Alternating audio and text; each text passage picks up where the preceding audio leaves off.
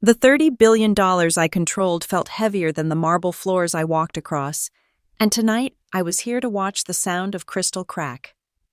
5 years after being fired from my own family's company, I finally walked back into their world, the marble floors, the gold-trimmed banisters, and that scent of pine and perfection that used to define my parents' idea of success. The Grant Mansion in Aspen glittered like a snow globe, flawless from the outside and freezing within. I told myself I was just here for one evening to keep up appearances. But as soon as I set down the small gift I'd brought, my father's laughter cut through the carols. "Don't worry, Emily," he said, his tone dripping with mockery. "We'll make sure you can afford a plate this year." The room erupted in laughter. Everyone except me. The table gleamed with crystal and silver like a photograph in a lifestyle magazine. The chandelier above scattered gold light across the mahogany. Catching on the glasses of champagne my family lifted like trophies. Outside, snow fell soundlessly over the mountains, covering the world in calm that didn't reach this room. Inside, every word sparkled with status. Every glance measured worth. I felt like a ghost moving through someone else's Christmas. The perfection was not warm. It was the cold, hard gleam of expectations. Dad Richard Grant, 68, still carried himself like the CEO he once was. Shoulders squared, voice booming. Even in retirement, he spoke as if he still ran the markets themselves. "Stocks up 20% this quarter," he said to no one in particular. The Grant name still means something in finance. Mom Vivian fluttered beside him in red silk, adjusting her diamond bracelet every few seconds. "It's all about appearances, dear," she liked to say. She didn't need to say it tonight. Everything about the evening screamed appearances. Across the table, my brother Ryan poured more wine into his fiancée's glass. Ryan had inherited Dad's arrogance, but not his restraint. He was the golden son, the one who stayed in the family business, the one who did things right. His fiancée, Chloe Bennett, leaned close to whisper something in his ear, and they both laughed. She was beautiful in that sharp-edged way, glittering, loud, expensive. "Emily," she said, flashing me a smile that didn't reach her eyes. "It's been forever. What are you up to these days? Still doing that little thing?" She tilted her head like she was talking to a child. Before I could answer, Ryan chimed in. "She was working as a receptionist somewhere, right?" He didn't bother to hide the smirk. After leaving the company, Dad chuckled. "She wasn't fired, sweetheart," he told Chloe. "She was just not a good fit for management." "We all have our strengths," Mom added smoothly. "We just wanted her to find something less stressful, that's all." The words slipped around me like familiar chains, polite, polished, humiliating. I kept my smile in place, though it felt like glass. "I'm managing fine," I said softly. Dad raised his brows. "Managing, is that what we're calling it?" He laughed again, reaching for his glass. "Well, at least someone's paying your rent. Hopefully." My fingers tightened around my napkin, but I stayed quiet. I'd learned the power of silence. Let them talk. Let them believe what they needed to. Mrs. Lopez, our longtime housekeeper, appeared from the kitchen carrying a tray of roasted duck and winter vegetables. She gave me a small, knowing smile, the kind that said she saw more than she let on. "Merry Christmas, Miss Emily," she whispered as she passed. I felt a warmth that had nothing to do with the fire crackling nearby. As the plates were served, Chloe leaned forward, her voice syrupy sweet. "You should have seen the guest list at Ryan's firm's Thanksgiving dinner. The mayor, a senator's wife, people who really made something of themselves." "Not everyone's into politics, Chloe," I said. Still smiling. "Of course," she replied. "Some people just don't have the connections." Ryan laughed again, loud enough to make sure Dad heard. Mom sipped her wine. "It's all right, dear. Not everyone has to be successful. Some people bring other kinds of value to the family." That stung more than anything else. Other kinds of value, that was her way of saying none at all. I watched the snow through the window, my reflection faint against the glass. Once I dreamed of being part of this family with pride. But years of cold smiles and cutting remarks had turned me into the quiet daughter who no one expected anything from. Maybe that was my greatest advantage now. They'd never see me coming. Dad raised his glass again. A toast to the family, even the ones who can't handle real business. The laughter that followed filled the room like static. My heart tightened, but my expression remained still. I met his eyes and lifted my own glass. To lessons learned, I said, my tone calm even. Some of us take a little longer, but we catch up eventually. His grin faltered for half a second. Then he barked out another laugh. Just make sure those lessons pay the bills, sweetheart. Mom dabbed at her lipstick and murmured, Richard, really? But she was smiling too. In that moment, something inside me went perfectly still. The old me would have broken down, argued, begged for respect. But I wasn't that girl anymore. I reached for my phone beside the plate, pretending to check the time. The screen lit up with a single notification at the top. Aldridge Private Wealth, Ms. Grant, your transfer of $30 billion has been finalized. Congratulations on your new account status. I blinked once, then locked the screen and slipped the phone into my clutch. My pulse steadied. Not yet. Mrs. Lopez caught the flicker of movement. Our eyes met. I saw her confusion, then a dawning understanding. I placed a finger against my lips. She nodded almost imperceptibly and turned back toward the kitchen. The conversation at the table rolled on, empty and predictable. Ryan talking about shares. Dad analyzing the market, Chloe name-dropping the Forbes list she swore Ryan would make someday. You know, Dad said it's all about control. People who lose control lose everything. He glanced at me as if reminding me of my past. That's what happened when you left Emily. You lost your grip. I smiled faintly. Or maybe I just learned a different way to hold it. He frowned, uncertain if I'd meant it as a compliment or a challenge. Mom rose to refill her glass. Anyway, let's keep the mood festive, she said quickly. It's Christmas, not a board meeting. Of course, I murmured, still watching the snow outside. The grandfather clock struck 9, its deep chime echoing through the hall. The fire popped, scattering tiny sparks.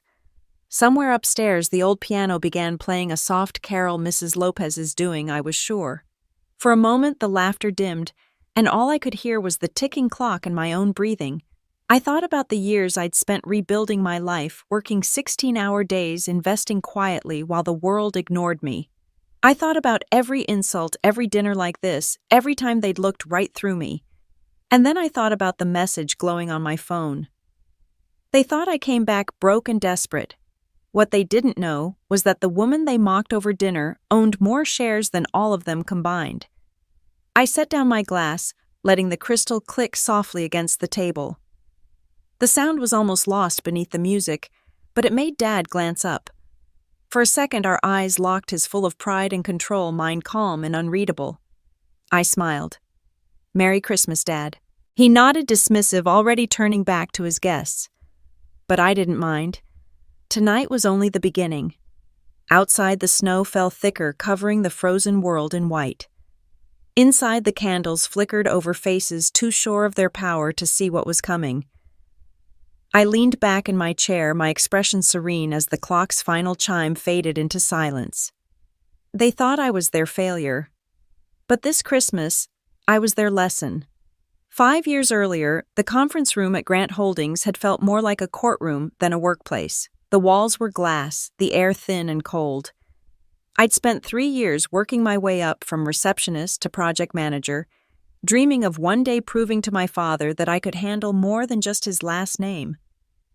Instead, I stood there, palms damp, as he flipped through a stack of papers that would end my career before it truly began.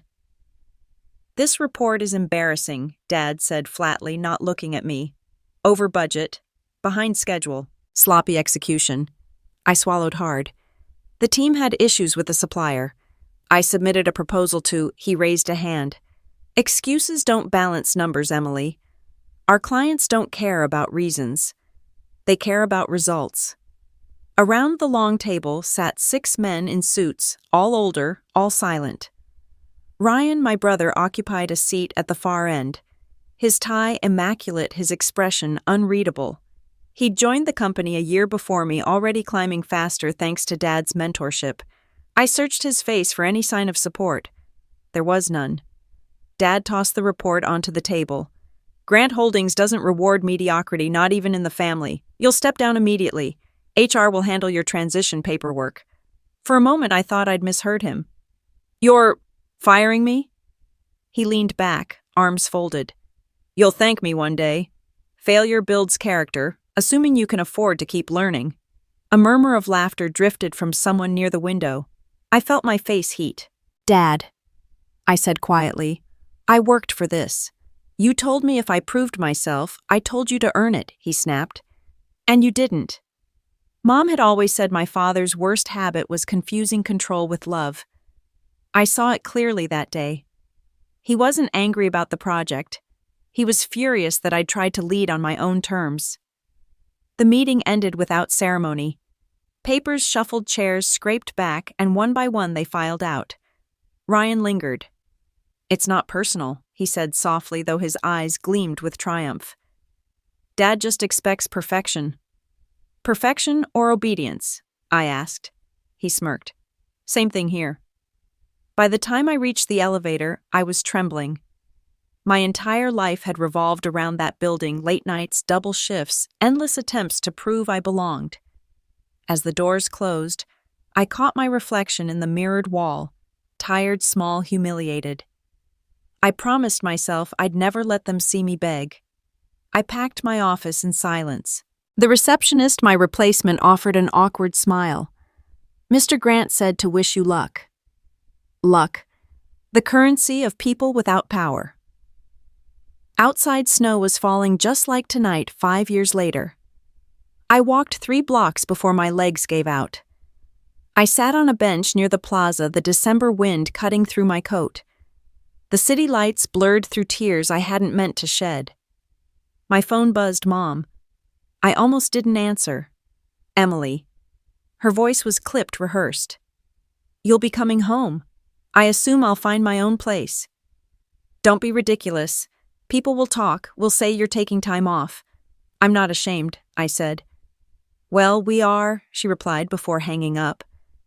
That night I rented a studio apartment the size of my old walk-in closet. The ceiling leaked. The radiator rattled. But it was mine. I spent Christmas alone eating takeout noodles in the cold studio that felt miles away from the warmth of the aspen fire. The Grant family photo appeared in the local business journal, Dad, Mom, Ryan, and his girlfriend smiling in front of the company tree. The caption read, "The family behind Colorado's most trusted investment firm." My name wasn't mentioned. The following months were survival in slow motion. I sent out resumes, took interviews that went nowhere. Every rejection email ended the same. We're pursuing candidates with stronger references. Stronger meaning approved by my father. My savings dwindled. I worked temporary jobs, answering phones, managing schedules, anything that paid rent. People called me the broke daughter of the Grant Empire. It stuck. The lowest point came one snowy night in February. I stood outside Grant Holdings' glass tower watching lights still burning on the top floor. Ryan's office, probably. I wondered if he ever thought of me or if I'd already been erased. My reflection looked back at me, hair, frizzy coat, worn, thin face, pale under the streetlight. For the first time, I didn't recognize myself. Then came the twist of fate disguised as a disaster. One of my temp jobs placed me as a receptionist at a small financial firm, Whitman & Pierce. They handled clients the Grants would have sneered at tech startups, independent inventors, crypto investors, before crypto meant anything. I sat at the front desk, answering phones, taking notes, learning everything I could. Numbers had always made sense to me, even when people didn't.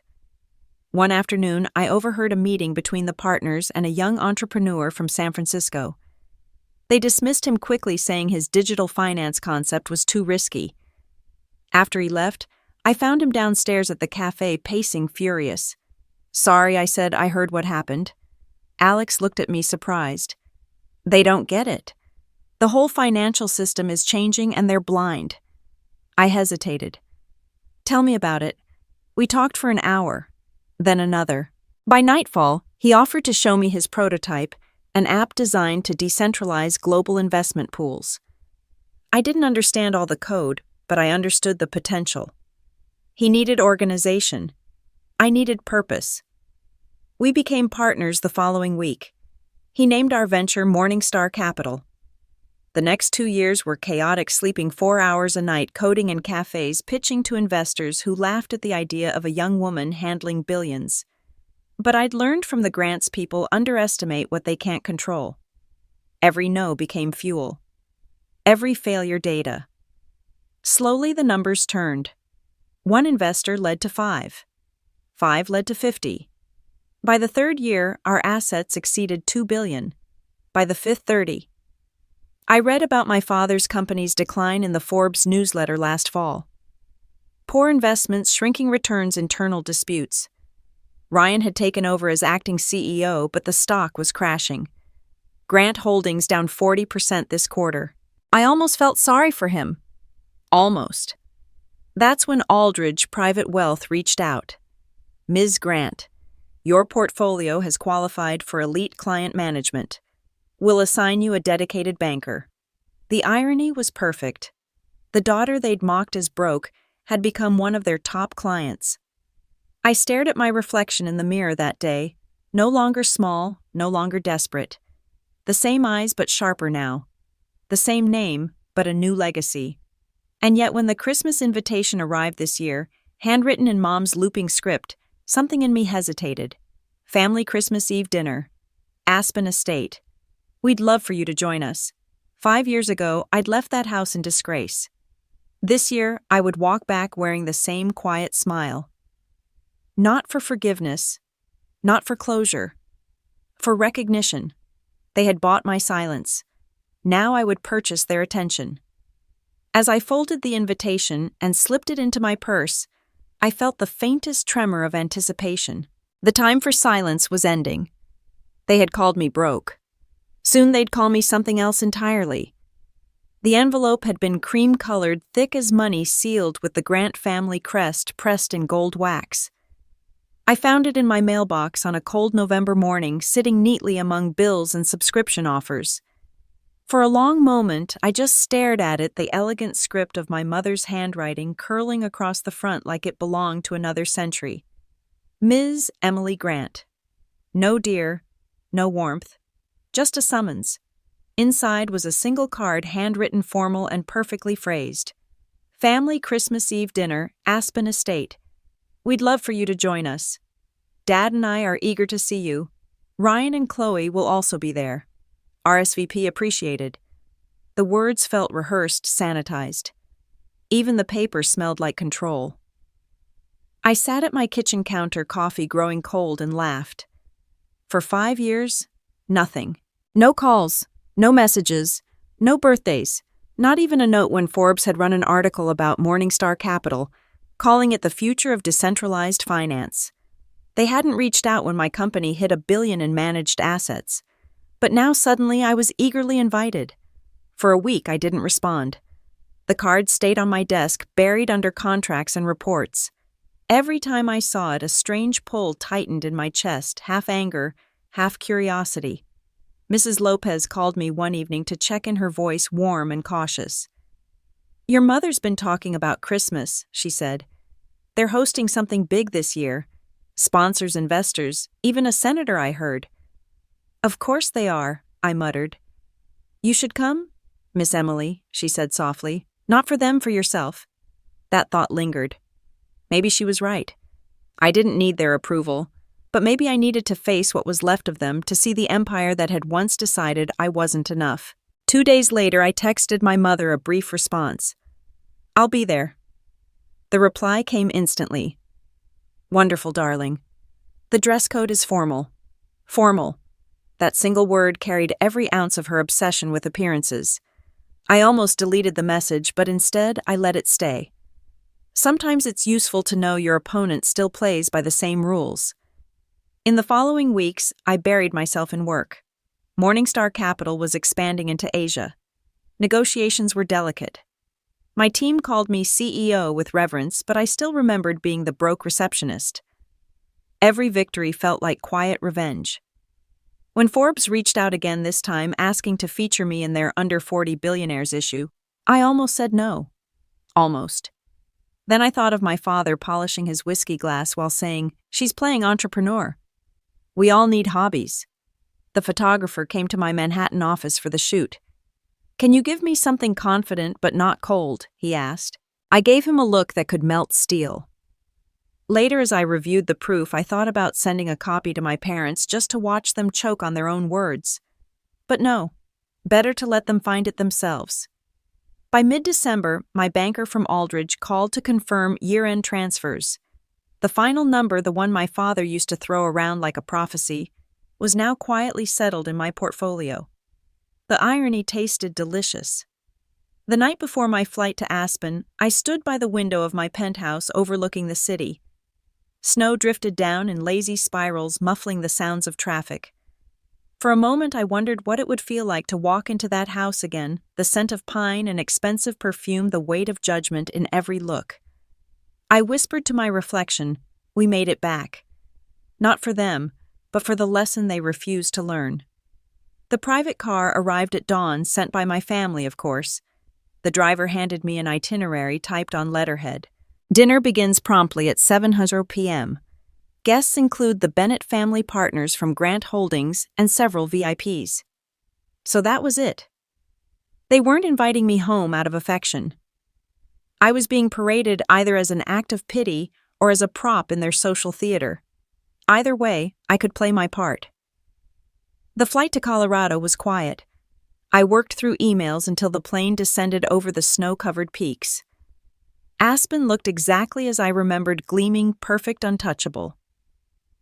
When the car turned onto the long, tree-lined drive leading to the Grant estate, I felt a strange calm settle over me. The house came into view, massive and gleaming windows glowing like golden eyes. The gates opened automatically as though even the security system still recognized my name. Mrs. Lopez met me at the door, her hair streaked with more gray but her smile unchanged. "Miss Emily," she whispered, tears in her eyes. "You came. I told you I would," I said, hugging her tightly. "You look different." "Older," I joked. "Stronger," she corrected.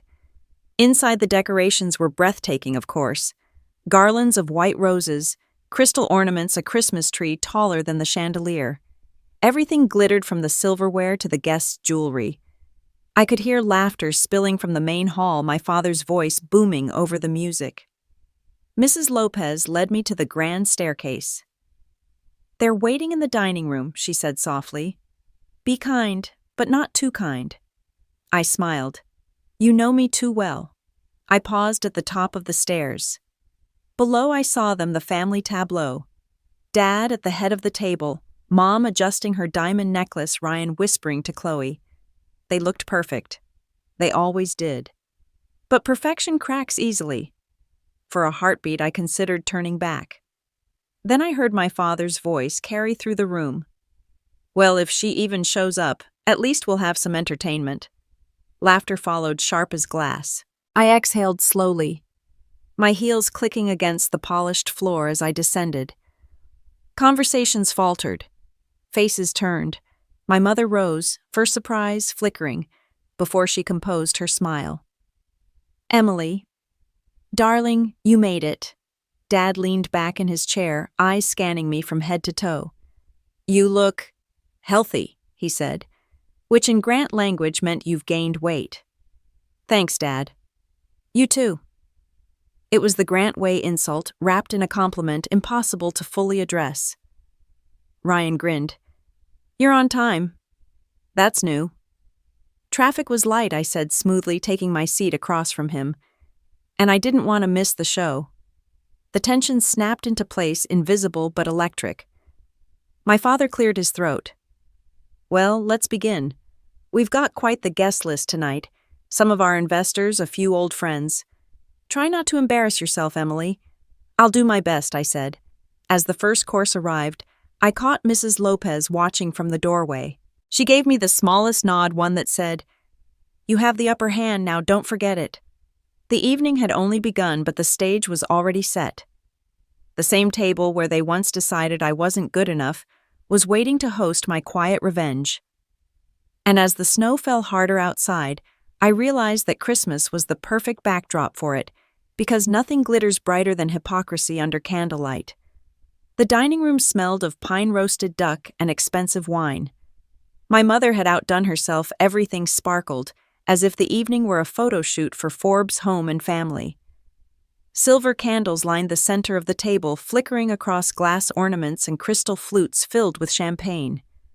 Every detail screamed perfection, and yet underneath the glitter I could feel it, the quiet hum of tension, the unspoken hierarchy that had ruled this family for as long as I could remember.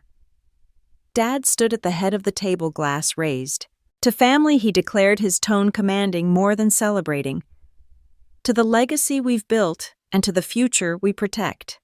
To family, the others echoed, clinking their glasses. I lifted mine too, though the word felt hollow in my mouth. Dinner began like a play in slow motion, each person playing their role. Mom, the graceful hostess; Ryan, the golden heir; Chloe, the perfect fiancé with a diamond so large it caught the candlelight like a small sun; and me, the black sheep seated at the far end, exactly where they wanted me. Mrs. Lopez moved quietly among the guests, refilling glasses. She paused behind me for a moment, her hand brushing my shoulder, a silent reassurance. I gave her the smallest smile before turning back to the table where Chloe was holding court. And of course, the engagement party was just magical, she was saying. We had it at the Four Seasons, you know. The governor's wife stopped by.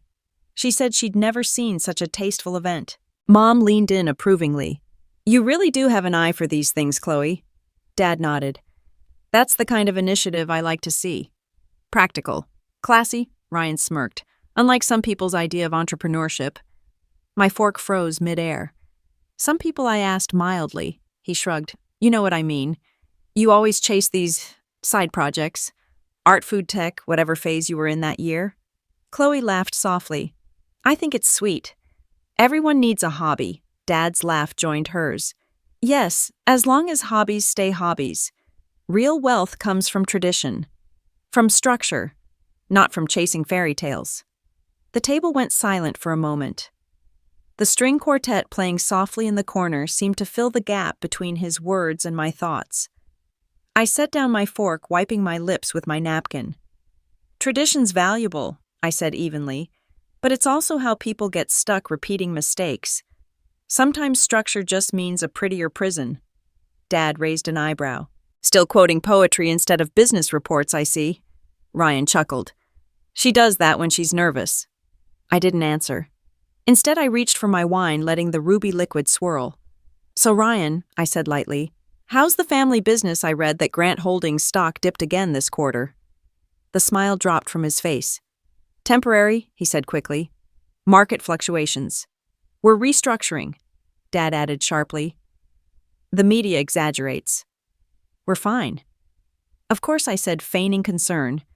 I just hope you didn't take too many risks with derivatives this time. Those can be unpredictable. The look he gave me could have frozen the room. You wouldn't understand, he said curtly. Leave the numbers to people who actually manage real portfolios. I smiled. You'd be surprised what I manage. Mom stepped in before he could respond, her voice sweet but firm. Let's not turn dinner into a board meeting. Ryan, tell us about your honeymoon plans.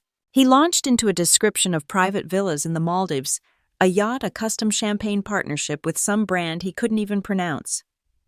Chloe giggled, chiming in with details. I listened, half amused, half detached. The money talk was supposed to intimidate me, to remind me where I ranked. But if they had any idea who signed the quarterly investment reports for half the brands they bragged about, their laughter would have died mid-sentence. Dessert arrived, a chocolate soufflé dusted with gold leaf. Mom insisted it had been flown in from New York that morning. Nothing but the best, she said proudly. I glanced toward Mrs. Lopez, who caught my eye again, clearly fighting a smile. Chloe leaned forward.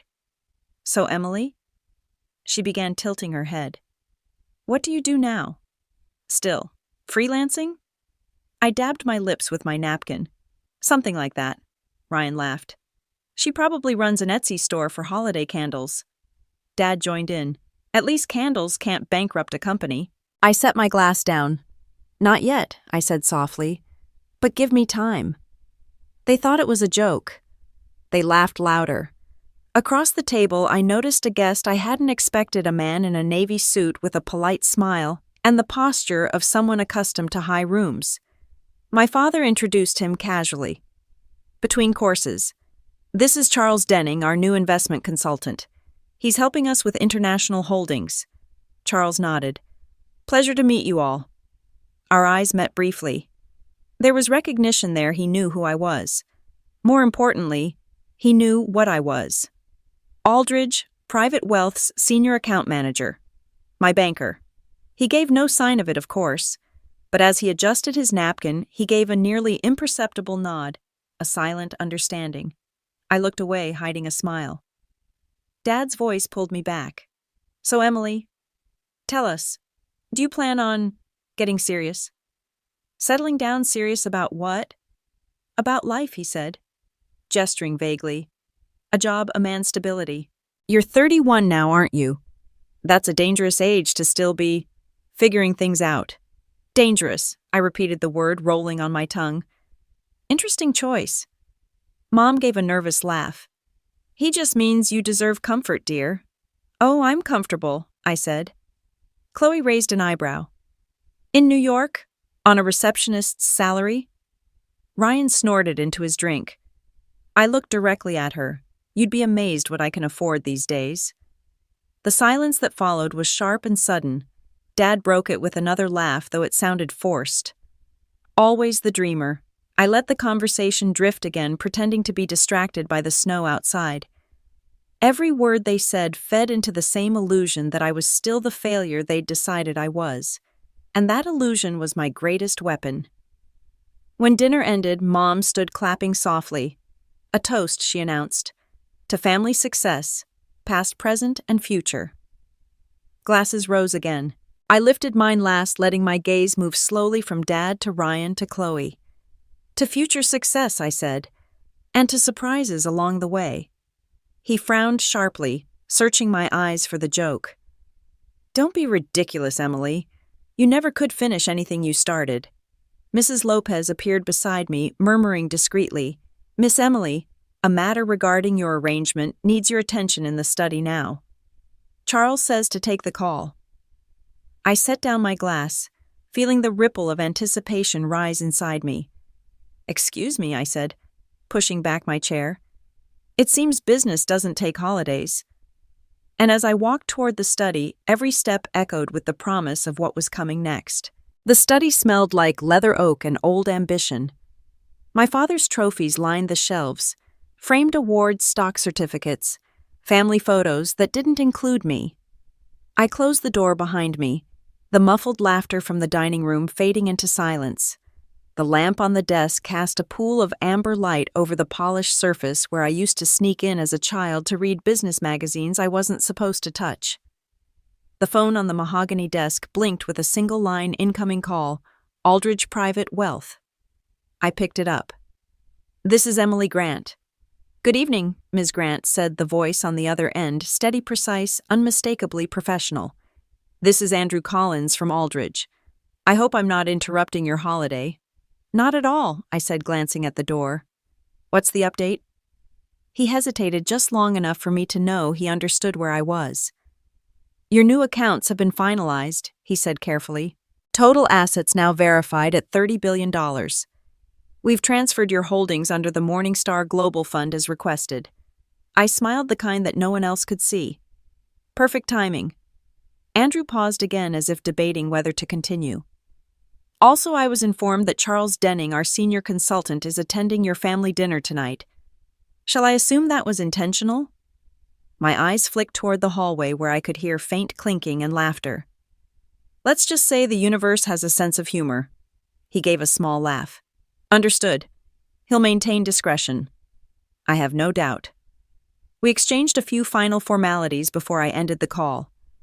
The moment the line went dead, I let out a breath I hadn't realized I'd been holding. 30 billion. The number hung in the air like a quiet storm. I walked to the window overlooking the snowy courtyard. The pine trees glistened beneath strings of white lights. Somewhere out there the night hummed with peace, but inside me everything felt sharp and electric. The door creaked open. Mrs. Lopez stepped in, closing it gently behind her. "Was that really your banker?" she whispered. "Yes." Her eyes widened. "And it's true you're not poor," I said softly. She smiled, tears threatening at the corners of her eyes. "I always knew you'd rise, Miss Emily. You were never like them." "Don't cry, Maria," I said, calling her by her first name for the first time in years. "You'll ruin your mascara." She chuckled, wiping her eyes. "Your father asked me to fetch you." "Dessert's being served." I nodded. "Tell him I'll be right there." When she left, I turned back to the mirror above the desk. My reflection stared back, calm, deliberate, utterly in control. For years I'd imagined what this moment would feel like. It wasn't rage anymore. It wasn't revenge. It was something quieter, colder. Justice with silk gloves. I picked up my phones again and opened the Aldridge app. The balance glowed on the screen. Proof. I traced the number with my thumb, then locked the screen and slipped the phone into my clutch. The weight of the moment felt immense, but I carried it lightly. I walked toward the door. The hallway echoed under my heels, a rhythm I controlled now. When I stepped back into the dining room, conversations faltered for a split second. My father looked up from his chair, glass in hand. "All settled?" he asked. "All settled," I said, taking my seat again. Ryan leaned forward, smirking. "So who was calling on Christmas Eve?" "Your landlord." "Something better?" I said lightly. "A matter of liquidity." Chloe giggled, resting her hand on Ryan's arm. "Oh, let her be. Maybe it was her boyfriend, probably a waiter at one of those little city cafes." I smiled at her sweetly. "Actually, it was my banker." Her laughter faltered. "Your banker? Mm-hmm." I took a sip of wine. "He wanted to confirm a transfer. Year-end housekeeping." Dad chuckled. "Housekeeping. That's one word for it. You mean the overdraft protection, right?" Ryan joined in. "You must be their smallest account." I set my glass down the stem, making the faintest click against the table. "Actually," I said, glancing toward Charles Denning, "I believe one of Aldridge's senior consultants here tonight can confirm otherwise." Charles froze mid-sip. Slowly, every head at the table turned toward him. He cleared his throat, eyes darting between my father and me. Well, yes. I work with Aldridge." Dad frowned. "You're her banker," Charles smiled nervously. "I can't discuss client matters, of course." "Confidentiality." My mother's expression shifted, confusion warring with curiosity. "Emily, what are you talking about?"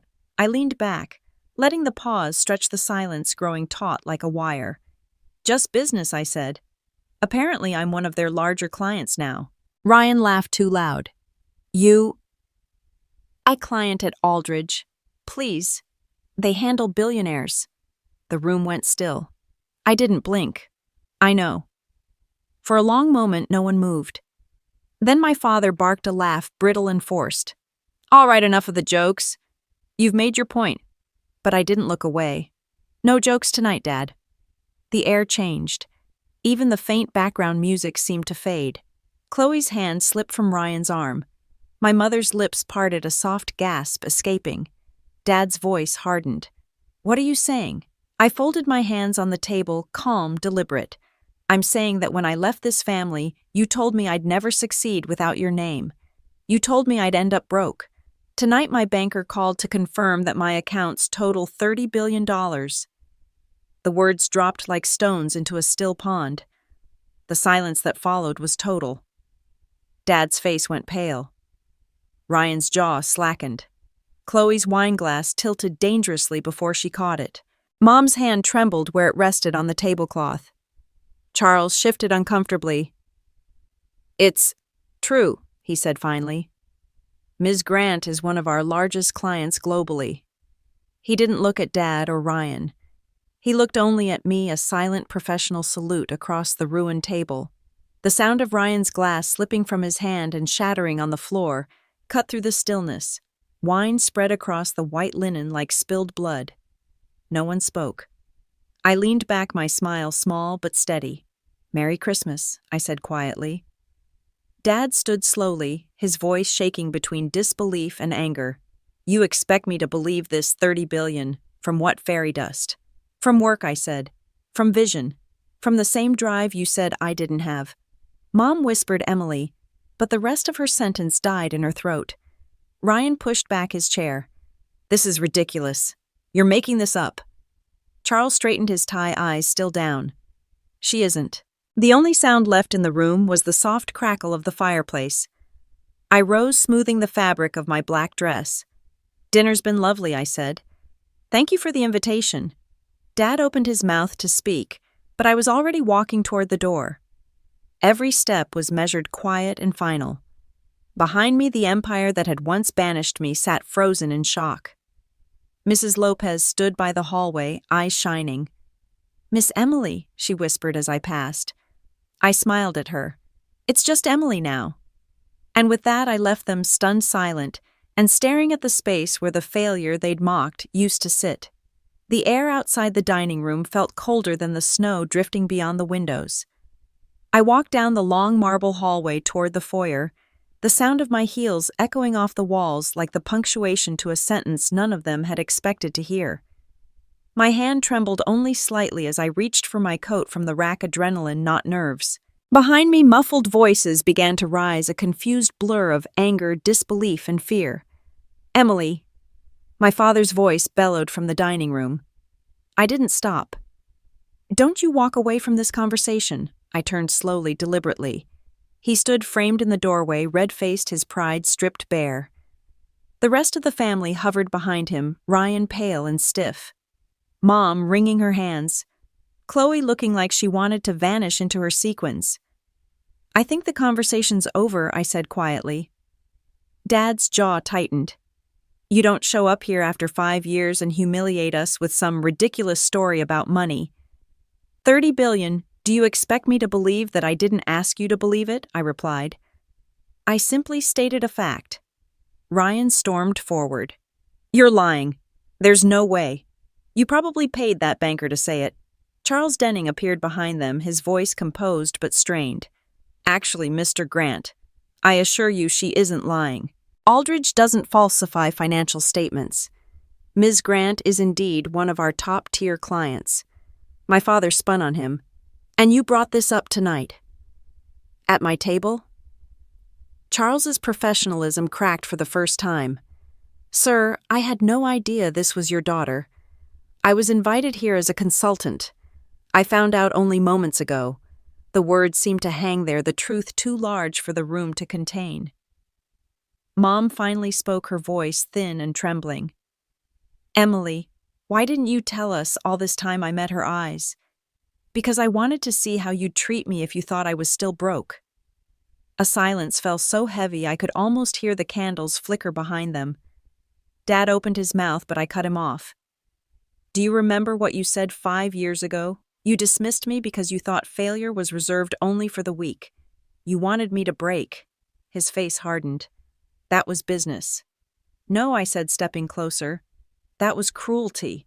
You humiliated me in front of your board because you thought breaking me would make you feel powerful.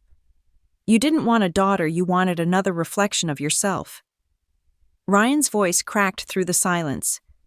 "You could have told us. You could have—" "What?" I interrupted. "Give you a piece of it. Let you manage my portfolio like you mismanaged your own. You're still trying to save the company, aren't you? You're desperate for an investor." His face flushed crimson. "How did you—" "I read the quarterly reports," I said. "Your stock's in freefall. Your board's threatening to remove you. The same people who once applauded you for firing me are now planning your exit." Dad's breath hitched, the color draining from his cheeks. "You think you can just walk in here, and I already have." I turned ready to leave again, but my mother stepped forward, her voice trembling. "Please," she said softly, "don't leave like this." She reached out, her fingers trembling, trying to grasp my arm. "We were wrong," she whispered. "All of us. We didn't know what you were doing. We thought—" Her voice broke. "We thought you'd failed." I exhaled slowly. "You didn't care if I failed. You cared that I embarrassed you." Tears filled her eyes, but I didn't let them move me. Years of silence couldn't be erased by one apology wrapped in fear. Chloe cleared her throat, her voice shaky. Emily, you have to admit, it's shocking. Nobody just becomes a billionaire out of nowhere. People do, I said, when they're not busy hosting cocktail parties about legacies. Ryan glared at me. You always thought you were better than us. No, I said. I just stopped letting you convince me I was worse. The room fell silent again. For once my father had nothing to say. He stood there, shoulders squared, but gaze unfocused like a man watching the world he built crumble grain by grain. Emily, he said finally. His tone measured but hollow. If what you say is true, then you should understand what it means to protect a business, to protect a family. You can't hold on to resentment forever. I'm not resentful, I said. I'm realistic. And I know the difference between family and people who only love you when you're useful. He flinched as if I'd struck him. I turned back toward the door, my coat draped over my arm.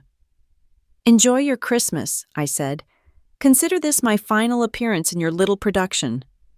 Wait, Mom called out, her voice breaking. Please, Emily, we want to make things right. I paused my hand on the doorknob. Do you? Yes, she said. We can start over. You're still our daughter. The word still caught me like a shard of glass. You don't get to rediscover your daughter only when she's rich. Ryan muttered something under his breath, probably another insult, but I didn't bother to listen.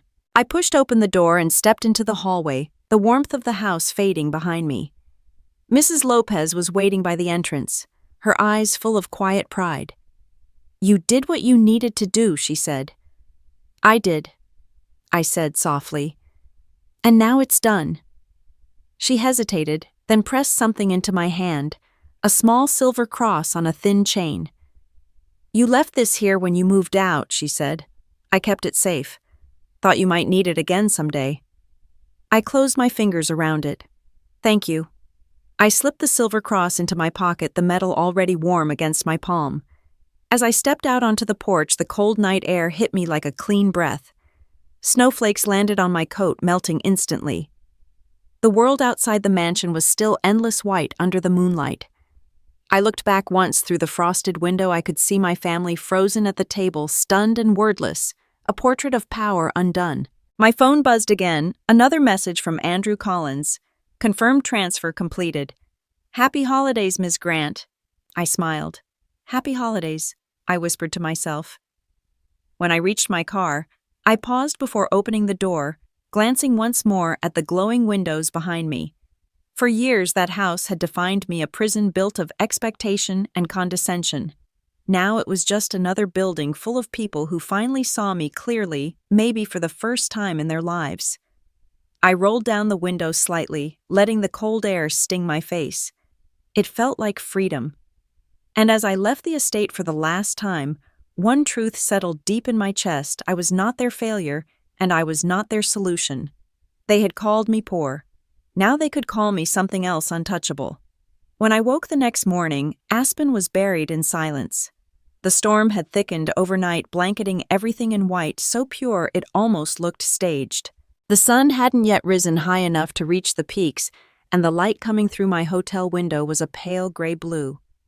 I lay there for a while, staring at the ceiling, letting the memories of last night replay in fragments. The wine, the shock, the sound of Ryan's glass shattering my father's disbelief.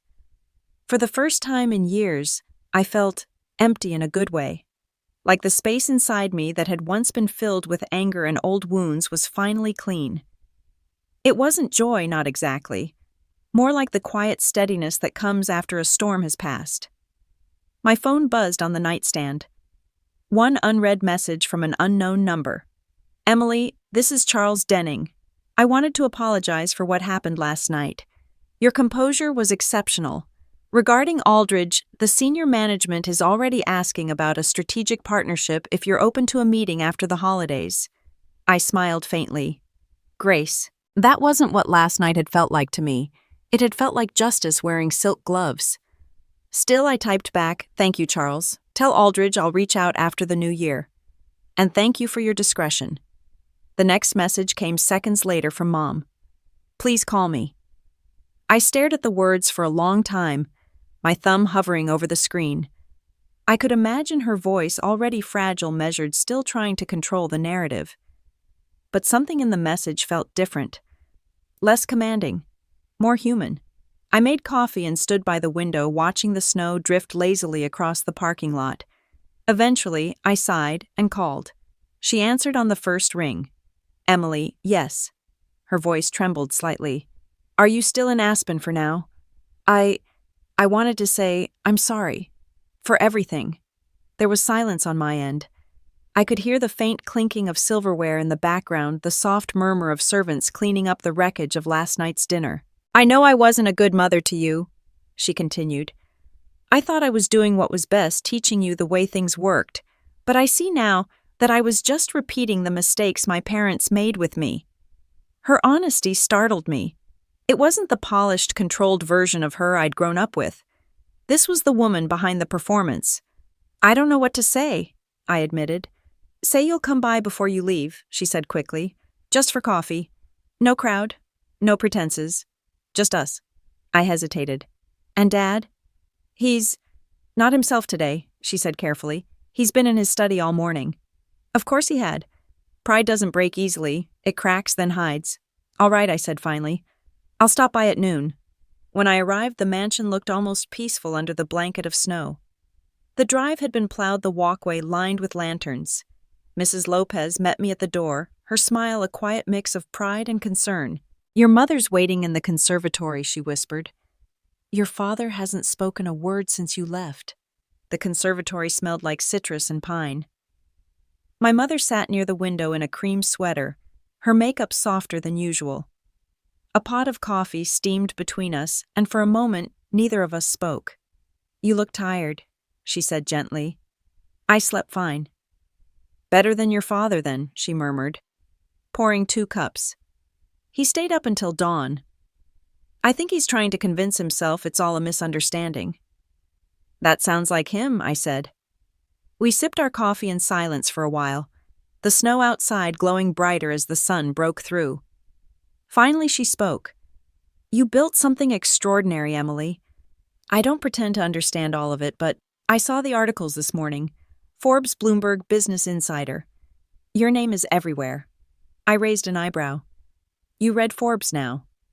She smiled weakly. I skimmed it this time. We both laughed, though it felt fragile. Then her expression sobered. "I wish we'd seen you for who you were sooner." "You saw me," I said quietly. "You just didn't like what you saw." She didn't deny it. Maybe we were afraid. You always reminded your father of what he couldn't control, and that frightened him more than he'd ever admit. I studied her face, the fine lines near her eyes, the way she looked smaller, somehow softer. For the first time, I felt a flicker of empathy. "You could have stopped him." "I tried," she whispered. "You think I didn't? But your father's world runs on dominance, not reason." Her words settled between us, heavy but true. We sat in silence again until Mrs. Lopez appeared at the door, her expression hesitant. "Mr. Grant wants to see Miss Emily. He's in his study." Mom glanced at me. "You don't have to." "I know," I said, "but I think I should." The study door was half open. My father sat behind his desk, the same one I'd stood in front of the day he'd fired me. He looked smaller now, the proud lines of his posture, replaced by something heavier, defeat maybe, or shame. He didn't look up when I entered. "I suppose you've come to enjoy the view from the high ground," he said. I closed the door behind me. "I didn't come to gloat." He exhaled, his voice rough. "Then why are you here?" "Because you're still my father," I said simply. That made him look up. His eyes were red, tired, but still sharp. "You humiliated me last night." "No," I said softly. "You humiliated yourself. I just stopped pretending it wasn't happening." He flinched at that. For a moment, he looked like he might yell again, but instead his shoulders slumped. "You sound like your mother," he muttered. "I'll take that as a compliment." He gave a low, humorless laugh. "You think you're better than me now?" "I don't think I'm better," I said. "I think I'm free." That shut him up. I stepped closer, resting my hand on the edge of his desk. "You taught me that money was the ultimate power. But the true power is the ability to walk away from that money, and you don't have it. I do." That is the lesson I learned the hard way." He said nothing. "Your company's failing," I continued quietly. "I could help you if I wanted to, but I won't.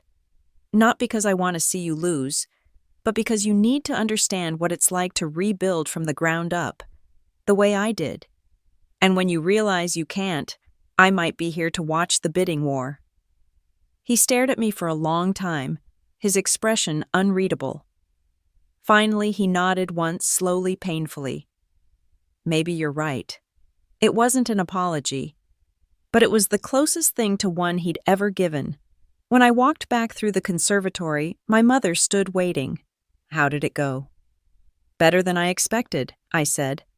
Outside, the snow had stopped. The sky had cleared into the kind of blue that only comes after a storm, cold, sharp, breathtaking. I pulled my coat tighter and smiled faintly. I had walked into that house once as a daughter, desperate for approval. Now I was leaving it as a woman whose greatest asset was not $30 billion, but the freedom to turn her back on the house that had once defined her. 3 days after Christmas, my phone buzzed nonstop. News of my family dinner revelation had somehow leaked into the world beyond Aspen. I suspected someone from the guest list, maybe one of my father's investors, maybe even Chloe, who had the discretion of a goldfish with Wi-Fi. Either way, the story had spread like wildfire. Disowned daughter turned billionaire. Outsmarts family at Christmas dinner. I should have been angry, but I wasn't. If anything, I was amused. The version of events circulating online was almost cinematic, embellished, dramatized, completely lacking nuance. But for once, I didn't need to correct the narrative. Let the tabloids have their story. I had mine. Still the calls came: journalists, network producers, old acquaintances, who suddenly remembered my number. I ignored them all until my assistant at Morningstar, Clara, called from New York. "You're trending on every major platform," she said, breathless. # billionaire, daughter has 50 million views. "Lovely," I said dryly. "Just what I wanted for the holidays." Clara laughed nervously. "There's also talk that Grant Holdings' board might be looking for a bailout investor. Some are saying they might approach you." I went silent. The irony was almost too perfect. That night, as snow continued to fall outside my Aspen hotel, I opened my laptop and skimmed through financial reports. She was right. Grant Holdings was hemorrhaging cash. Stock down 30% since October. Internal documents hinted at layoffs. It was in every sense a crumbling empire. And my father was still clinging to the wheel. I closed the laptop and poured myself a glass of Cabernet. The thought lingered. Should I save them? I could easily. One wire transfer and the company would stabilize. But at what cost? To my pride, my peace. The next morning, I got my answer when Ryan showed up. He arrived unannounced, wearing a tailored coat and an expression that tried to balance arrogance with desperation. I saw the exhaustion behind his eyes before he even spoke. "Nice place," he said, glancing around my suite. "Bigger than I expected. Still smaller than your ego," I replied, finally looking up. He gave a hollow laugh. "You've always been good at insults. And you've always had bad timing. What do you want?" He sighed, rubbing his temples. "Dad doesn't know I'm here. But things are bad, Emily. The company's weeks away from losing major contracts. Investors are spooked. The board is restless." I finally looked at him. "So you came here to what, beg?" His nostrils flared. "To make an offer." I leaned back amused. "An offer? Go on." He pulled a folder from his briefcase and slid it across the table. "A proposal. You invest in Grant Holdings. In exchange, we give you a controlling share. You'd effectively become CEO. I blinked. "You're asking me to take over the family company?" He hesitated. "To save it." The irony was so sharp I could almost taste it. The same company that fired me in front of half of Denver's financial elite, the same one Dad said I wasn't good enough to represent. Ryan's jaw tightened. "We made mistakes. He made mistakes. But you have to understand, this isn't just about business. Hundreds of employees depend on us." I stood and walked to the window, the snow outside dazzlingly bright. And suddenly you care about people below your pay grade. He bristled. You think you're better than us now? I turned. No, I just think differently. That's why I'm standing here, and you're here asking for help. For a moment the mask slipped and I saw the boy he used to be, the one who'd sneak me cookies during Dad's lectures, who once told me I was the only person in the family who really listened. Then it was gone, replaced by calculation. If you don't help us, Grant Holdings collapses, he said flatly. Our name goes down in ruins. Our name, I echoed. You mean Dad's name? The one he used like a weapon? He looked away. He's still our father. Yes, I said softly. But he's not my responsibility anymore. He took a breath, frustration radiating off him. At least think about it. You can turn this into a legacy, one that's yours, not his. I studied him for a moment. You're not wrong, I admitted. But legacy means nothing without integrity. Tell me, Ryan, if I buy this company, who do you think I'll keep? He blinked. What do you mean? I mean, I said, stepping closer. Do you think I'd keep the same board that laughed when I was fired? The same executives who cheered when Dad called me unfit for leadership? I read the filings. Your debt-to-equity ratio is upside down and your covenants are shot. Your board is moving to activate Clause 2.1 involuntary termination. He went still. I smiled faintly. No. If I take over, I rebuild it from the ground up. And I start by cleaning the house. He swallowed hard. So that's a yes? That's a maybe, I said. I'll think about it. But not for you, for the people your father never saw. Ryan nodded, his pride struggling to stay intact. Fine, I'll tell him. He turned to leave but stopped at the door. You know, he said quietly, Dad's been reading articles about you all week. He won't admit it, but he's proud. I looked at him steadily. Pride means nothing without respect. After he left, I sat back down and stared at the folder. A proposal. Control, power. The old Emily would have jumped at the chance to prove herself, to show them she could fix what they'd broken. But the woman I'd become knew better. Sometimes power doesn't come from taking over what once hurt you. It comes from walking away and watching it fall without needing to lift a hand. Still, curiosity won out. I opened the folder. Inside were financial statements, graphs, and a single handwritten note in my father's familiar scrawl. I know I do not deserve this. If you help do it for the name we built, do not mistake control for strength. For the first time in years, I didn't feel anger when I saw his handwriting. Just exhaustion. Maybe he finally understood what I'd been trying to show him all along, that family built on control isn't family at all. I closed the folder and poured another glass of wine.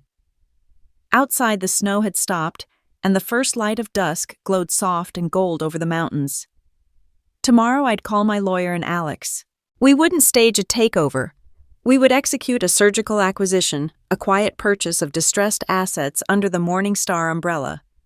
They didn't need to know I'd save them. They just needed to learn what it felt like to be saved by someone they once called worthless. As the fire crackled in the hearth, I allowed myself one last thought before letting it all go. Revenge wasn't about destruction. It was about restoration. And in that sense, I was already winning. The morning the buyout was finalized, New York was still half asleep under a gray winter sky. My office sat on the 42nd floor of the Morningstar Tower, glass walls, opening onto a skyline that had become my new kind of cathedral, cold, glittering alive. I stood by the window, coffee in hand, as Clara read the final update from my legal team. It's done, she said, her voice trembling slightly. Alex confirmed the transfer minutes later. Grant Holdings is officially under Morningstar control. I didn't answer immediately. I watched the city instead, the way light crawled up the buildings, reflecting in waves across the river. The world kept moving, indifferent to the fact that one empire had just fallen and another had quietly taken its place. Clara hesitated. Do you want me to inform the press? No, I said. Not yet. She blinked. You don't want the announcement? I shook my head. Some victories don't need fireworks. She nodded, understanding me the way she always did. and slipped out of the room, leaving me alone with the silence. I thought about my father, about Ryan, about that night in Aspen when the word billionaire had broken something open in all of us. It would be so easy to call them now, to let the news slip into conversation like an afterthought. By the way, I own the company you tried to destroy me in. But that wasn't who I was anymore. I poured the rest of my coffee down the sink and opened my laptop. There was still work to do, contracts to review, departments to restructure, lives to consider. Because this wasn't just revenge anymore. This was rebuilding.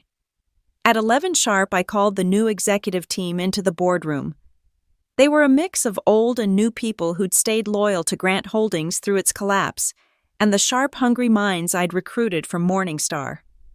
Let's be clear, I began standing at the head of the table. This is not a merger. This is a reinvention. The Grant name will remain, but it won't stand for power or status anymore. It'll stand for opportunity. There were nods around the room, some skeptical, some inspired. We're converting 30% of operations into the Grant Foundation, I continued. Our focus will shift toward funding small business grants, women-led startups, and renewable energy ventures. Profit will still matter, but so will purpose. A murmur of surprise rippled through the group. One man, a senior analyst who'd been with my father for decades, cleared his throat. That's ambitious. Some might say radical. Good, I said simply. If it doesn't scare you, it's not worth doing. By the time the meeting ended, the energy in the room had changed. People were smiling again. There was movement, hope, things my father's boardroom had never known. That night, long after everyone had gone home, I stayed behind in my office. The city below glowed like an electric heartbeat, pulsing with millions of stories I would never know. I picked up the phone and dialed a number I hadn't used in years. It rang twice before he answered. Emily, hi, Dad. He exhaled slowly, as if the sound of my voice had been both expected and dreaded. I wondered when you'd call. I wasn't sure I would. I suppose you got what you wanted. Control. No, I said. The time for winning is over, Dad. I did it because your failures shouldn't punish those who relied on you. He let out a rough laugh. Always the moral one. Someone had to be. Another long pause. Then softly, your mother's been asking about you. I know. She called last week, and Ryan, he's figuring things out, I said carefully. He came to me for help. My father snorted. Of course he did. Always looking for a way out. Maybe he's finally learning accountability, I said. We all had to. He didn't argue. Just sighed. You sound different. I am. There was something fragile in his voice when he spoke again. I never wanted it to be this way, Emily. You and I are on opposite sides. We were never on opposite sides, I said. You just never looked over to see where I was standing. He said nothing, but I could tell he understood. When the call ended, I sat there in the dark for a long time, watching the city. Somewhere out there, my father was facing the consequences of his own design. And for the first time, I didn't feel anger or triumph. Just peace. The next morning, my name hit the headlines again, this time for the buyout. Morningstar acquires Grant Holdings, a daughter's redemption. The photo beneath it showed me walking out of my office, chin-high expression, unreadable. Clara burst into the room, around 8 tablet in hand. They're calling you the silent billionaire. I laughed. That's new. It's trending, she said. People love the story. The woman who rebuilt her family's empire without destroying it. I smiled faintly. Maybe that's the story they need right now. We spent the rest of the day fielding calls, signing statements, and prepping for interviews I would later decline. By the time evening fell, my head was pounding. I turned off my phone, grabbed my coat, and slipped out into the freezing air. Outside, the city was alive, honking cars, street vendors, closing up shops, steam rising from the grates. I walked aimlessly past the Rockefeller tree, still half lit, past people taking pictures of themselves under twinkling lights. I ended up in Central Park near the frozen pond. The quiet there was a kind I hadn't known in years. A group of kids were skating, their laughter echoing through the cold. I sat on a bench watching them, thinking about how strange it was to have everything and still crave simplicity. Maybe that was what success really was. Not the headlines, not the money, but the freedom to sit in silence without feeling like you had to prove something. My phone buzzed again. A text from Ryan. "Dad's not doing great. Could you come by this weekend? He won't ask, but he needs you." I read it twice before replying. "I'll be there." It wasn't a weakness. It was a choice. A decision to trade the sharp edge of revenge for the difficult, messy burden of forgiveness. When I looked up, snow had started to fall again, light almost invisible. I stood tucking my hands into my pockets and smiled to myself. Revenge had burned itself out. What remained was something quieter, deeper. It wasn't about turning tables anymore. It was about learning to leave them behind. By the time the television lights hit my face, I wasn't nervous anymore. Not the way I had been 5 years ago, standing in front of a boardroom full of men waiting for me to fail. This was different. This time, the power was mine.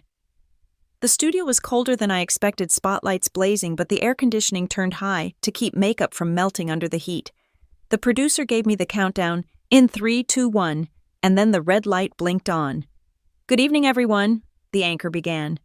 "Tonight on the Money Hour, we have a very special guest, Emily Grant, the CEO and founder of Morningstar Capital, the visionary behind one of the fastest-growing private investment firms in America. Emily, thank you for joining us." "Thank you for having me," I said, my voice calm, measured. "You've been in the headlines quite a bit lately," she continued. "From your historic acquisition of Grant Holdings, your family's former company, to your new philanthropic initiative, the Grant Foundation. How does it feel to be at the center of it all?" I smiled slightly. "Surreal mostly, but also inevitable." She tilted her head. "Inevitable." "Yes," I said. "Because the moment they decided I was disposable, they ceded control over my future. What followed was simply logical and therefore inevitable." The producer behind the glass smiled. The anchor leaned forward, sensing a moment. "You mentioned once that your family's disapproval was your greatest motivator. Do you still feel that way?" I paused, letting the silence breathe before answering. "No. They weren't my motivator. They were my mirror. They showed me what I didn't want to become." The anchor's eyes flickered with surprise. "That's powerful. Can I ask, have you spoken to them since the acquisition?" "Yes," I said quietly, "and it wasn't about business." She nodded, clearly wanting to press, but too professional to pry. "Fair enough. Let's talk about Morningstar. You've managed to grow it into a multi-billion-dollar enterprise in less than 5 years. What's your secret?" "There isn't one," I said. "Just consistency, humility, and the courage to start over when everyone thinks you've failed." We talked for 20 minutes about business, about leadership, about the future. And then just before the segment ended, she asked the question I knew was coming. "What would you say to that younger version of yourself?" she asked softly. The one who was fired by her own family and told she'd never make it. I looked straight into the camera. "I'd tell her that being underestimated is the best gift anyone can give you, because when no one believes in you, you're free to believe in yourself without limits." When the red light finally went off, the studio fell quiet, except for the shuffling of papers. The anchor reached over and squeezed my hand. "That was beautiful," she said. "Raw. Real." "Thank you," I said, meaning it. Backstage, my assistant Clara was waiting with her tablet. "We're already trending," she said breathlessly. "That last line, people are quoting it everywhere." I laughed. Let's hope they remember the part about consistency, too. But beneath the humor, I felt something shift. The interview hadn't just been a broadcast, it was a declaration, a closing of a chapter that had defined too much of my life. As we left the building, the night air hit me like a wave of clarity. Manhattan glittered in the distance, alive and indifferent. Paparazzi lights flashed briefly, but I didn't stop. I'd spent too long living under other people's lenses.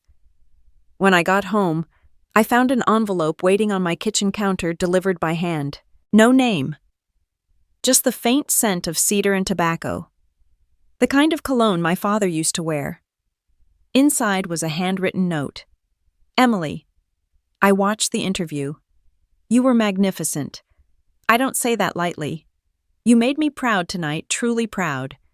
I know I have no right to ask anything of you, but if you have the time, your mother and I would like to see you. Sunday dinner. No agendas. No business. Just family. I hope one day you can forgive me. I never truly saw you until now. Dad. I read it 3 times, each word heavier than the last. My father had never written me a letter before. He'd dictated memos, barked orders, made pronouncements, but never written. Sunday dinner. The same setting where it had all begun. I poured myself a glass of wine and stared at the skyline through my window. For years I had dreamed of that kind of recognition, of hearing him say he was proud. Now that I had it, it felt different, smaller, like a memory I'd already outgrown. Still, something in me softened. Maybe it was time. Maybe the story isn't over yet. The next day, Morningstar's communications team called to confirm the interview's success. Forbes wants a follow-up, Clara said. They're calling you the most influential woman in American finance. I smiled faintly. Let them call me whatever they want. I know who I am. That afternoon, I met with the advisory board for the Grant Foundation. The conference room buzzed with energy as we outlined our next project, a nationwide mentorship program for women in business. Imagine, I said, if every woman who's ever been told she's not enough could hear from someone who's been there. Someone who made it anyway. The room fell silent for a moment, then broke into applause. When the meeting ended, Clara pulled me aside. You know, Emily, she said quietly, you're changing more than just companies now. You're changing people. Her words lingered with me long after I went home. That night I took a long walk along the Hudson. The water shimmered under the city lights, the sound of distant laughter echoing across the pier. For the first time, I felt completely at peace, not triumphant, not vindicated, just still. My phone buzzed a message from my brother. Mom's been planning dinner all week. It's hard for Dad, but he needs this. And honestly, I do too. We'll be waiting. I smiled. Tell them I'll be there. When I returned home, I found myself glancing again at my father's note. His handwriting looked fragile, uncertain, like he'd been afraid I wouldn't read it. For years I'd believed that power came from wealth, from winning, from proving people wrong. But standing there alone in my quiet apartment, I realized something else entirely. Real power was peace. It was the quiet certainty that the girl who was fired had finally become the woman who was free. It was the ability to choose forgiveness without surrendering your dignity, to walk back into the room where you once broke and know that this time you don't need to prove anything at all. Sunday couldn't come soon enough. When I pulled up to my parents' house that Sunday evening, the world was dipped in twilight. The last streaks of sun painted the snow in gold and rose, and for a moment the mansion looked almost kind. I hadn't been here since Christmas, the night everything changed. The same stone steps, the same grand doors, but the air was different now, calmer.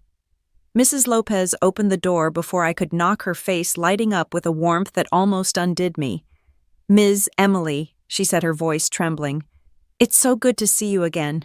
It's good to be back, I said softly. Though I admit this feels strange. She smiled knowingly. Good strange, I hope. I handed her my coat, the scent of cinnamon and roasted herbs wafting from the kitchen. Your mother's been fussing since morning, she whispered conspiratorially. And your father? Well, he's been quiet. Nervous, maybe. Nervous, I said with a faint laugh. Now that's new. When I walked into the dining room, I almost didn't recognize it. The table, once a battlefield of tension and ego, was set simply a linen runner, crystal glasses, candles flickering low. My mother stood near the fireplace wearing a soft navy dress instead of her usual armor of couture.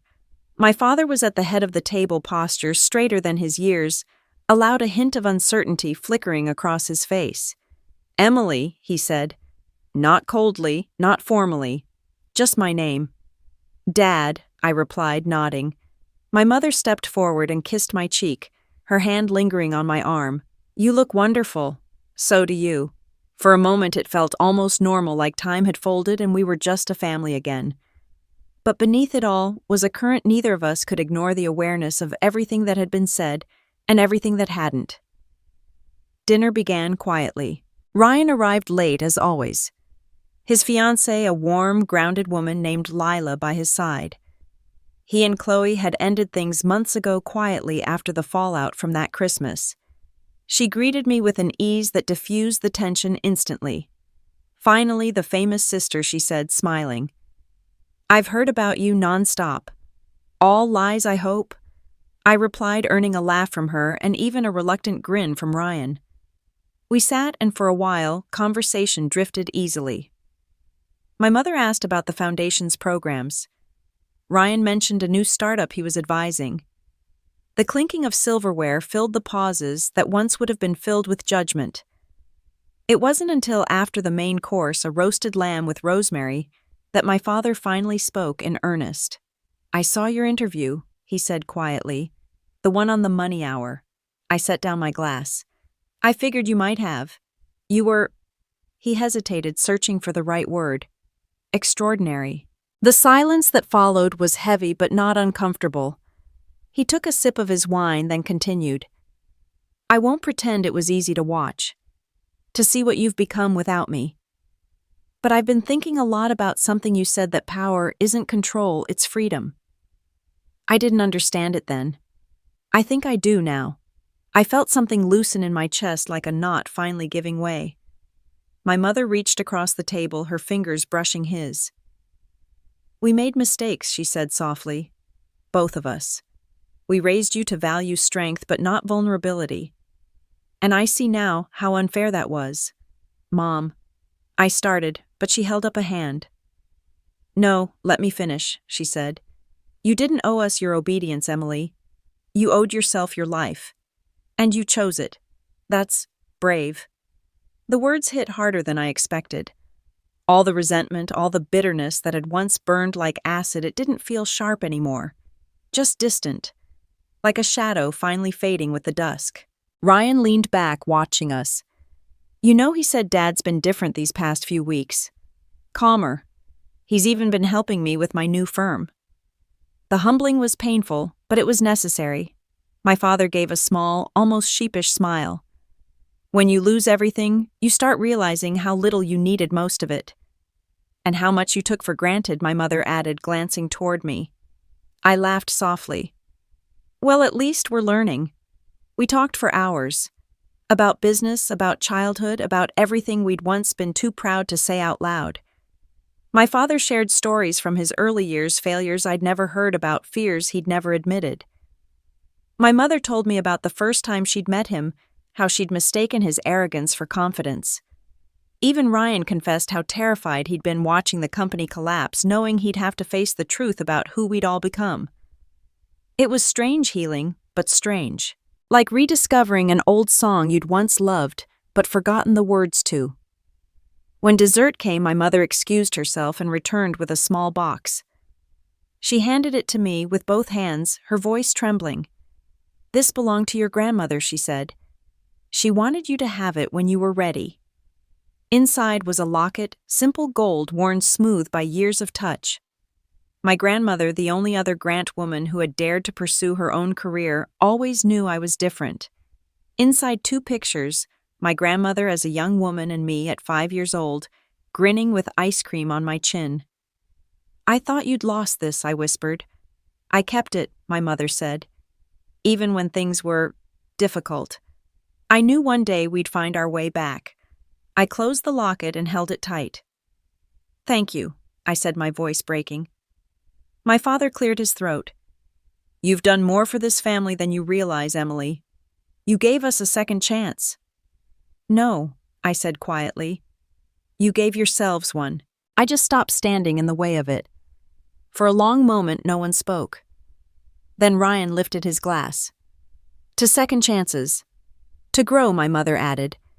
My father looked at me, eyes glinting in the candlelight. To my daughter, he said simply. The best of us. I didn't cry. Not then. I just raised my glass and met his eyes. to the lessons that took us too long to learn. We drank, and for the first time in years, laughter filled the room.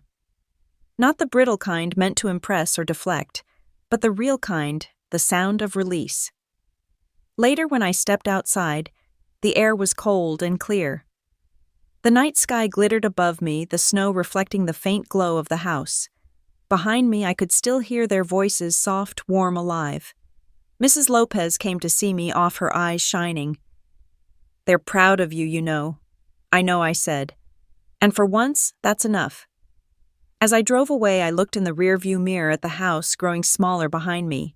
It no longer felt like the place that defined me. It was just part of the story now, a beginning, not an anchor. The city lights rose ahead of me, boson and endless. I was walking with it finally, peacefully. The past was not a weight dragging me down. It was the foundation I now stood upon. I was ready for whatever came next. The morning after that dinner, I woke up before dawn, the soft light from the city barely brushing the skyline. For once there was no rush, no meeting, no calendar alert pulling me forward. I brewed a cup of coffee and sat by the window of my penthouse, watching the sky shift from black to pale gold. Peace feels strange when you've lived most of your life chasing storms. The quiet didn't feel empty anymore, it felt earned. My phone buzzed on the counter. It was an email from Forbes with the subject line, "The Next Chapter." Emily Grant's vision for the future. Attached was a draft of their upcoming feature about Morningstar and the Grant Foundation. The headline made me laugh softly. 5 years ago, being on Forbes had been the dream. Now it was just part of the story. The article quoted something I'd said in my last interview: "Power is not control. It's the ability to build without fear." I sipped my coffee, reading those words again. I meant them then, but this morning they felt truer than ever. A notification popped up: Ryan. Morning flight to D.C. The board approved the education grants. Mom sends her love. Dad's actually smiling again. I smiled back at the message. Small miracles. Before I could reply, another email came in from Clara. "We finalized the partnership with the Global Women's Initiative. Congratulations, Ms. Grant. They want you to deliver the keynote at their summit next month." I leaned back in my chair, looking out at the awakening city. It was strange how quickly your life could transform from survival to legacy. Later that morning, I walked into Morningstar's headquarters. The office buzzed with life, new faces, new energy. A young intern held the elevator door for me, his expression wide-eyed. "Good morning, Ms. Grant," he said. "Morning," I replied, smiling. "How's your first week going?" "Unbelievable," he said. "I didn't think people like you existed." "People like me?" I raised an eyebrow. He blushed. "I mean, people who make it without losing their soul." I laughed softly. "We exist. We just take the long road." When I reached my floor, Clara was waiting by my office with her tablet.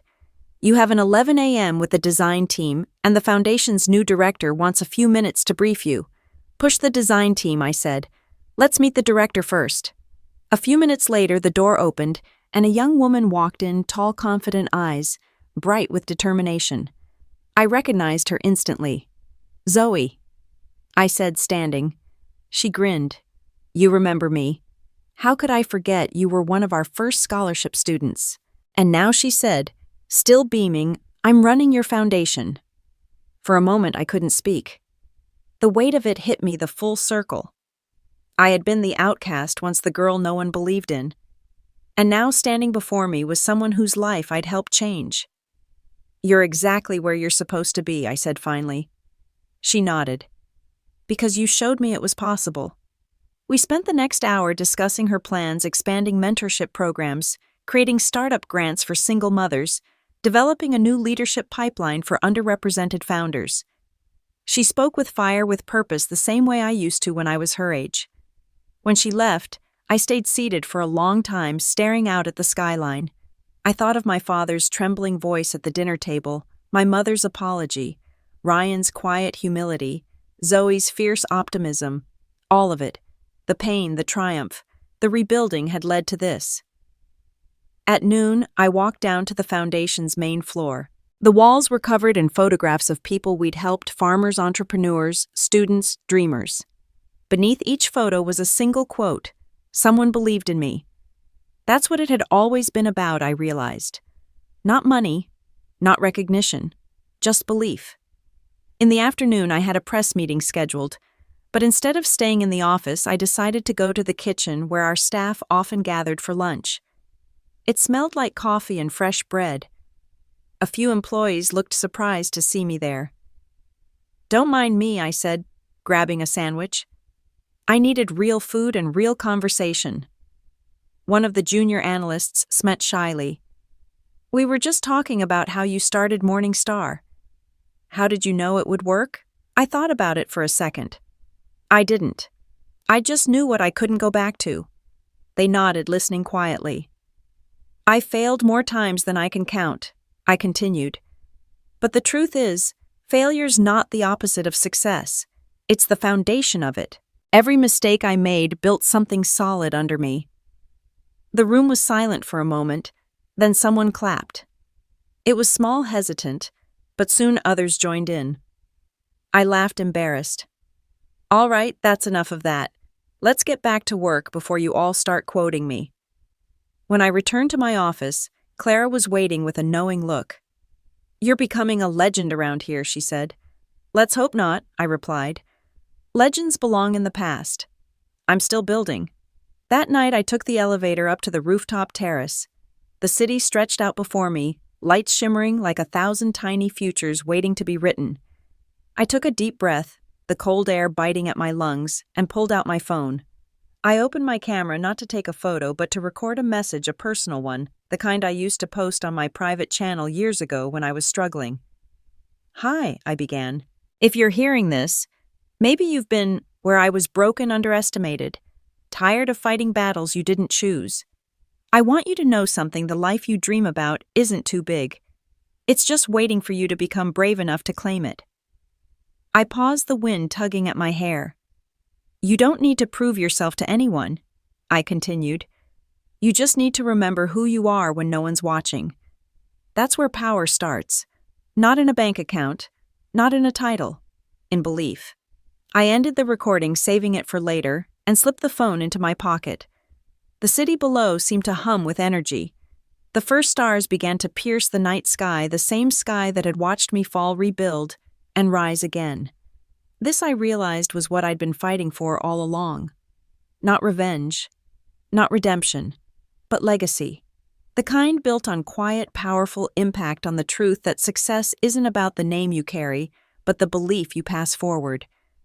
That was the real power, the one that never fades. If Emily's journey resonated with you, leave your thoughts below, because every story of resilience inspires the next one.